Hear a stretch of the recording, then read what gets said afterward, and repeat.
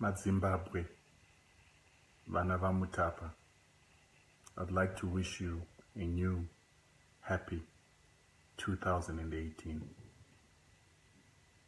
I have it in my spirit to tell you that this is the year that you shall rise to recognize who you are.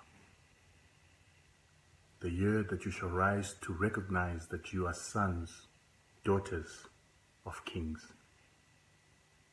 Your ancestors,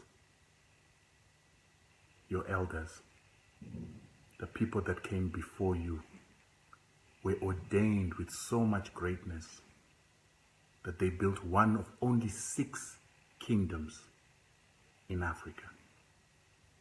And this year, I hope that you will realize who it is that you are. You will realize the greatness of ancestors that cut and shaped perfect rock and made it sit on top of each other without cement. Around the country of Zimbabwe, all the way down to Mapungubwe, your ancestors built a huge and powerful empire.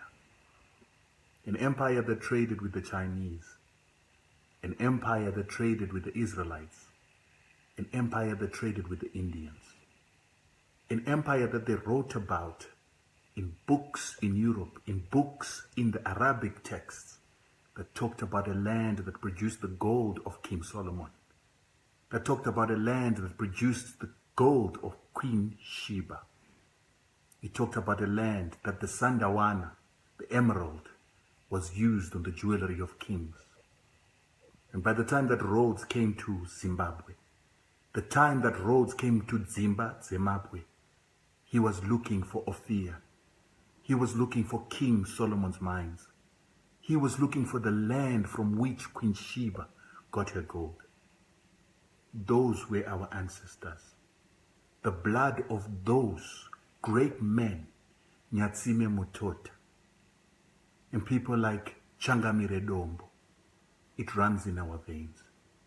When the Portuguese came to Southern Africa and they saw this great empire, and they saw the products of this empire, so much gold that they called the port of Beira the port of gold.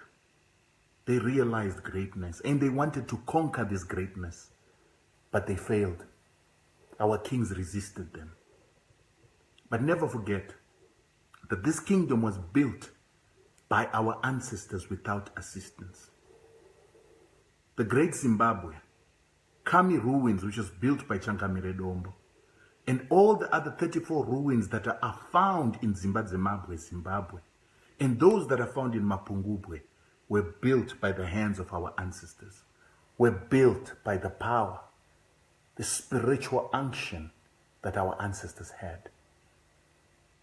And they had no help from the Portuguese, they had no help from the English, but instead what we had produced inspired Cecil John Rhodes, so much so that the sculptures produced by our ancestors, the Zimbabwe bird sculpture, was used for the Rhodes Foundation. Every time you see that bird on the Rhodes Foundation, it is a Zimbabwe bird, inspired by our ancestors.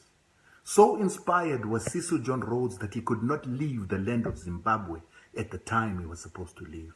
He was the Prime Minister of the Cape Colony, but when he died, he decided to be buried in the land of Zimbabwe next to our ancestors. What is it that he knew about our ancestors? What is it that lifted him so much about our ancestors that he took their sculptures and wanted to be buried next to them? Even the country called Rhodesia is inspired by the Zimbabwe bird, a product of the hands of our ancestors. You're the sons and daughters of a great people. You're the sons and daughters of greatness. And it is time that you understand. And in 2018, I hope you will begin to understand who you are. Yesterday, I heard somebody talking about the aspect that our water in Harare is dirty. Of course, your water is dirty. Your ancestors knew that amu mamire mumvura. You don't crap in the water that you drink, but you have been poisoned by the alchemy of the witches that are among you, the alchemy of the witches that you so look up to. You forgot the ways of your ancestors. We never defecated in the water that we drink. Our ancestors knew better. And this is the time, this is the year that we still start looking back to who our ancestors were. 2018 shall be a year of awakening, because Zimbabwe shall never become great, and it shall never become great again until we understand who we are as a spirit people, as a people in touch with Musikalanu, who knew our destiny, who made us one of only 6 empires. And and to show you that this is the time of awakening, all the great nations of antiquity have been going through hardships during this time. Egypt went through the revolution that it went through over the past 5 years. Libya, which was the great Carthage, went through the same as we are going through right now. Iraq, which is known as Babylon, also went through some serious hardships. Syria, which was known as Damascus, is going through a very tumultuous time right now. Nigeria, which was a great nation, where the great city of Benin was found, is going through its own tough time with Boko Haram. We, in the southern region, the 6th and one of the greatest empire of all time, are going through our own tough time. That is because we're a chosen people. But it is also because these hardships are meant to align us with who we are supposed to be. VanhaVaMutapa, children of the great Mutapa Empire. Those that were inspired in Musikalanu to know their purpose and to know the way to achieve that purpose. Not through witchcraft, not through alchemy, the one that we have selected today. Some of you might be surprised how I'm talking like this as a Christian man. But Musikalanu created all beings. And our empire was a great empire because of his will, because of his inspiration, because of his knowledge. It is in the same way that we're going to develop to become who we are.